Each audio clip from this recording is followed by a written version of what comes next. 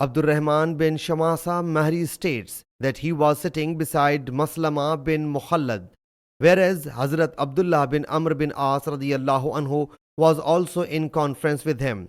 Hazrat Abdullah radiyallahu anhu said, "The hour will occur only over the worst of the creatures, who will be worse than the people of the pre-Islamic period of ignorance.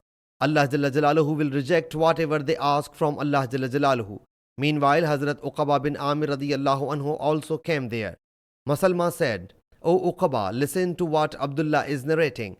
Hazrat Uqaba radiyallahu anhu said, "He knows better, but I have heard Allah's Apostle sallallahu alaihi wasallam say, a group from my ummah will keep fighting for the sake of Allah's command forever and remain dominant over their enemies and the opponents. Opposition will not do them any harm. They will remain in the same condition until the hour overtakes them."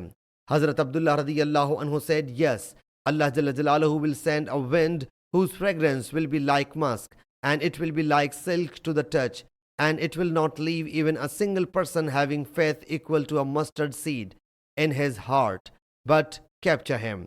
Then only the worst people will remain, and over them the hour will occur." Sahih Muslim Hadith number 4934.